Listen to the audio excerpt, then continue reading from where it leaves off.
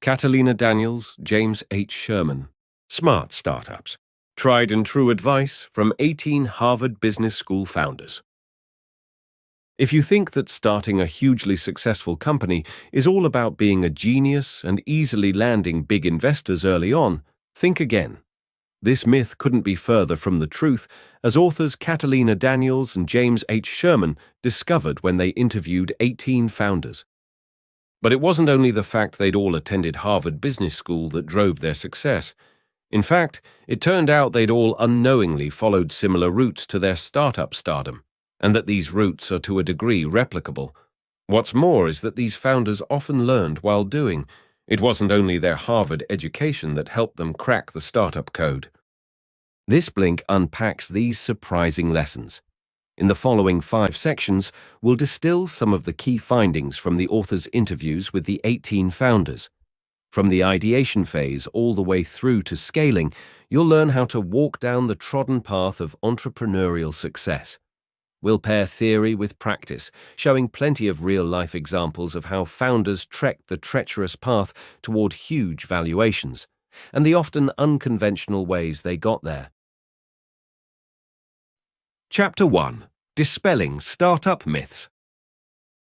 It's early 2012, and Josh Hicks and Nick Taranto are clocking in upwards of 60 hours a week trying to identify their first big business idea. They spend long days and nights poring over spreadsheets, interviewing potential customers, and analyzing market sizes. Finally, after rejecting more than 20 ideas, they decide to pursue Plated, a meal kit delivery service. Within 3 years, the company will hit $100 million in revenue.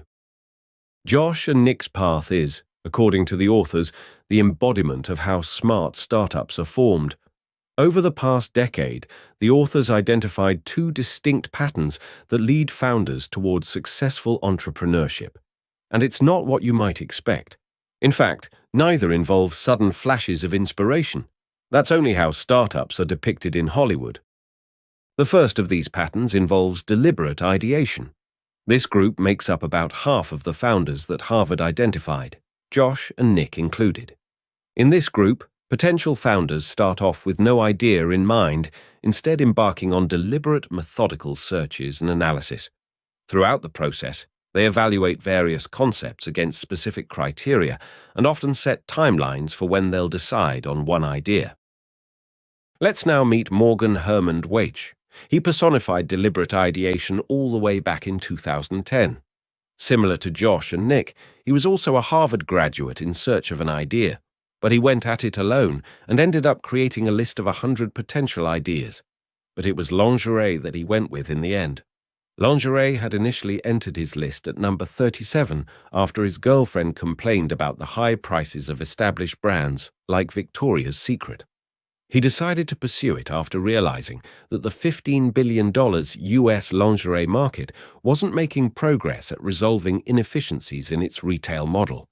So, in 2011, he launched Adore Me, and by 2016, the company was generating more than $100 million in revenue every year. So, that's deliberate ideation. But what about the second pattern the authors encountered? Meet organic ideation. Organic ideation involves founders whose ideas grew out of their own experiences over longer periods of time. In most cases, the ideas start small, but then grow ever clearer as they repeatedly come across the same problem. One such problem was felt over and over again by Anthemus Georgiades. Between 2006 and 2011, he moved apartments a whopping 7 times, and the same pain points accompanied wherever he went. He slowly came to realize that while finding apartments online was easy, actually nailing down the lease itself was far from smooth, involving countless viewings, mountains of paper applications, and seemingly endless days of waiting for responses. These frustrations finally morphed into Zumper, a platform where renters can sign leases online, no paper required. It's probably clear that both of these entrepreneurial approaches can yield impressive results. But it doesn't matter how good your idea is if no one is willing to pay for it. That's where the work of validation begins, which we'll explore next. Chapter 2. Validating your concept. When Josh and Nick settled upon their idea of founding Plated, to say they were just excited would have been a massive understatement. But the idea itself, even if forged after 6 months of deliberate analysis, would be worth nothing if they didn't have proof that potential customers would actually pay for it. So, Josh went about building a website. The front end looked snazzy, but lurking behind was a bare-bones functionality that simply forwarded messages to his personal email. To drive some initial traffic to the site, they signed up for $10 of daily Facebook ads. Josh even personally manned the live chat for weeks. Then, after hundreds of conversations, the moment finally happened. Someone entered their credit card. It was a beautiful moment, and one they'd been working toward for over 6 months. It's this sort of MVP-like validation process that the authors observed in all the 18 founders interviewed. The secret lies in keeping operations as simple as possible, but not sacrificing the customer-facing experience. The goal? To learn whether your customers are willing to buy into your concept before you go all in. Let's look at another example, one that really took bare bones to the next level. Let's meet HBS graduate Gil Addo, founder of Rubicon MD. He'd spent years observing his grandmother's healthcare struggles, but it was only after experiencing the power of telemedicine while in India that he began to connect the dots. Could there be a better way to handle remote medical consultations in the US too? So, he went about validating his idea with a humble Google form embedded in a website. The goal was to have American physicians submit questions that specialists could then answer remotely. This would eliminate time-consuming in-person referrals. The process at this point was quite manual. When doctors submitted their questions, Gil's co-founder, Carlos Reines, would manually pass them on. As for the specialists, Carlos had found them by persistently visiting hospitals daily for 6 straight weeks, convincing doctors one by one to get on board. The funny thing is that most of this work was conducted from his laptop during HBS classes. It all worked out, though. Their pilot proved that specialists could improve care plans more than 80% of the time and cut in-person referrals by nearly half. While keeping operations simple is important, it's perhaps equally important that founders themselves conduct all customer outreach at the initial stage. It's their unique vision, and often sheer desperation, that can truly convince others to sign up to their idea. Delegating this process to employees is unlikely to carry the same weight. You've put in the time developing the idea. During validation, you need to stay the course.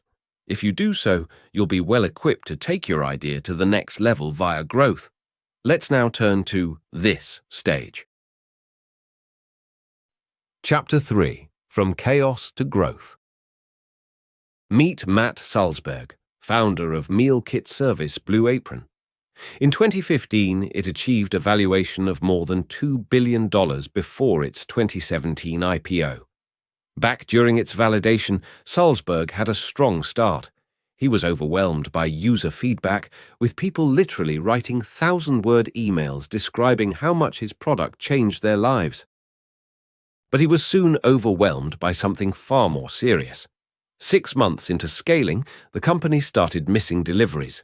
Suppliers began shipping the wrong ingredients. All the while, his team still managed their inventory with simple spreadsheets. The same simplicity that had enabled successful validation was now threatened to overwhelm the company entirely. It's here where the importance of mastering scaling becomes paramount. It's a transition that can happen overnight. 1 minute you're talking to early adopters, the next you're getting thousands of orders and your systems crash.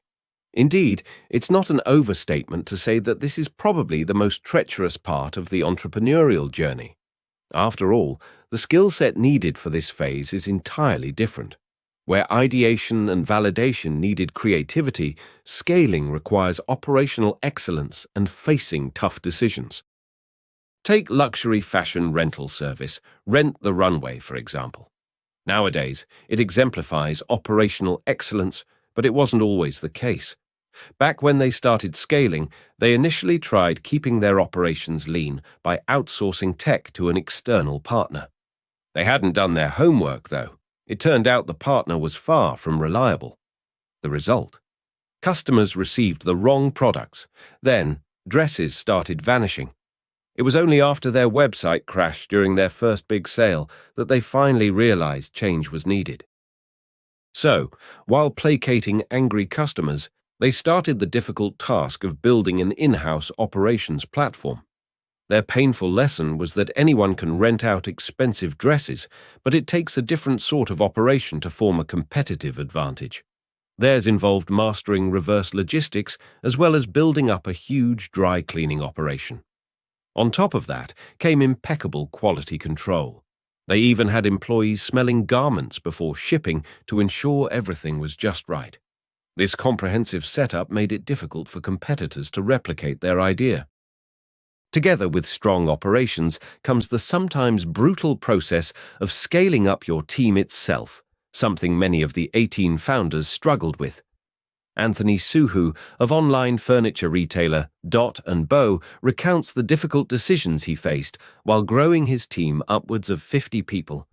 This meant replacing early employees with more experienced ones who had a proven track record in handling scale. He even replaced his operations person who'd been with the company from the start. This is perhaps the hardest lesson when it comes to building a smart startup. Loyalty to early team members can often destroy your company entirely. There's one thing you might be wondering at this point. How are all these experienced hires and fancy operational systems funded? It's a great question, and one we'll now explore in the next section. Chapter 4: The Smart Way to Attract Investment. It's the classic question: what came first, the chicken or the egg? It's a conundrum founders often face. After validation, do you go off in search of investors, or do you focus on acquiring capital? Surely the former necessitates the latter. Well, it turns out it's a bit trickier than that. Welcome to the interplay between scaling and fundraising. You might need funding to execute your offering, but investors often want to see results first. Indeed, the same investors who ignore you after validation might end up chasing you while you scale up, but only if you've proven your money-making capabilities. It's precisely the operational victories we saw in the last section that make investors water at the mouth. They want to see that your idea can generate serious cash. Let's go back to Matt Salzberg of Blue Apron to see this play out in real time.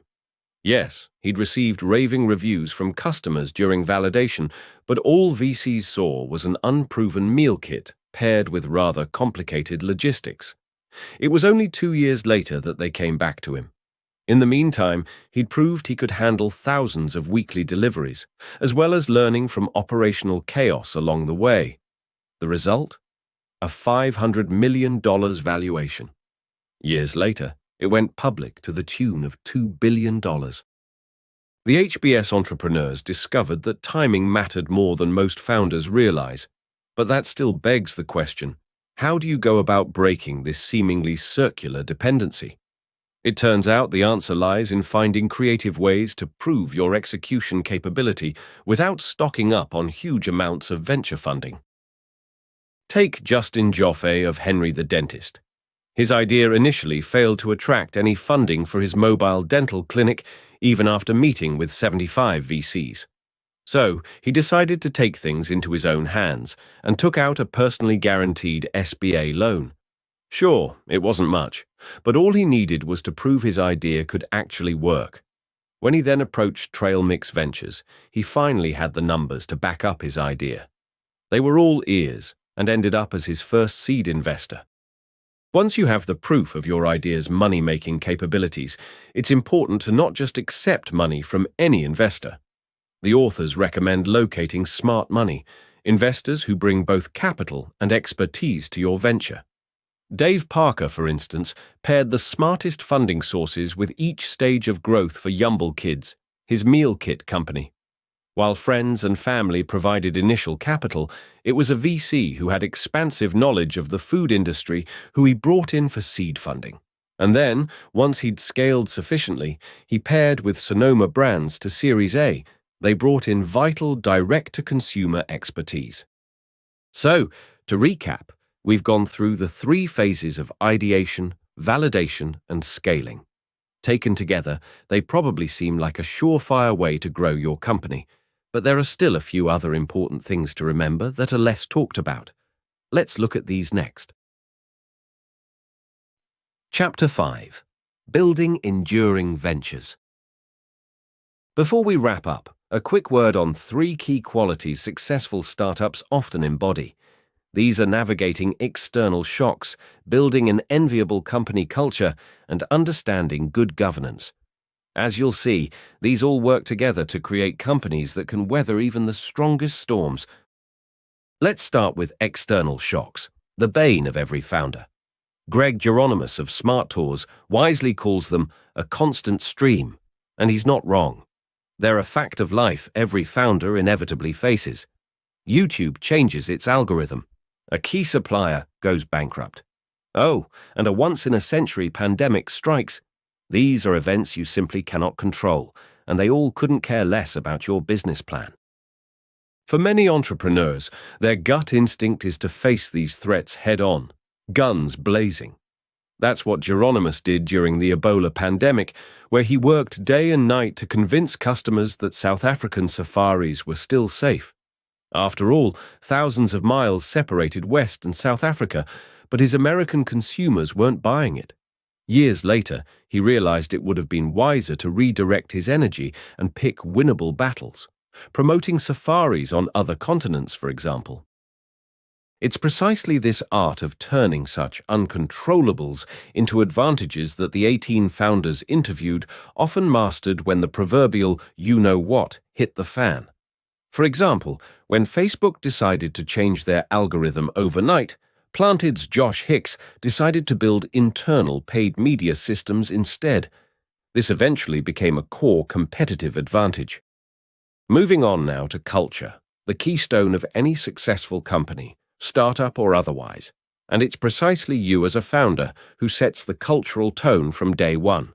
If you're sending emails at midnight, you're communicating unrealistic expectations, and if you promote jerks, your priorities are laid bare for everyone. Motivational posters may look nice, but it's actions, not words, that set the cultural agenda at a company. Finally, we reach the third quality: good governance. Think boards of directors, something most founders view as necessary evils imposed on them from investors above. But it's the wisest founders who see boards for their true value. As sources of wisdom, they can consult when times get tough. Matt Salzberg of Blue Apron appreciated this early on and structured his board strategically. This involved maintaining control while also adding experts from diverse backgrounds. Turns out, it was on a board member's recommendation that Matt set up the company's unique logistics infrastructure, something that later became a key competitive advantage. So, when you put these three qualities together, it probably comes as no surprise that they deeply interconnect. Think back to the COVID-19 pandemic. It was the companies with strong cultures that were able to adapt rather than panic. And good boards are always there to provide guidance when disaster strikes. Together, these three qualities embody the resilience that will help your venture stay the course when times get tough. And who knows, maybe that next disaster will lead you to developing that competitive advantage you so crave. Bonne chance.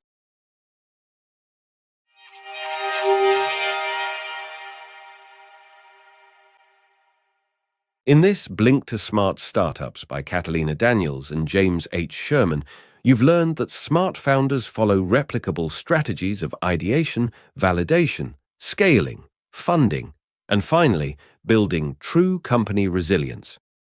You've seen how smart entrepreneurs find their footing, whether through deliberate searching for an idea like the founders of Plated or organically from personal experiences like Zumper.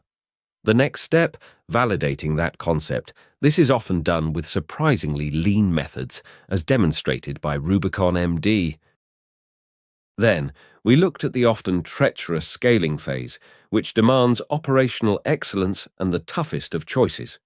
This usually happens before tackling the question of fundraising, where it's all about finding the smartest money possible. But your startup will only last the test of time if it can navigate external shocks. This ties in heavily with fostering a strong company culture and listening to the wisdom of your board.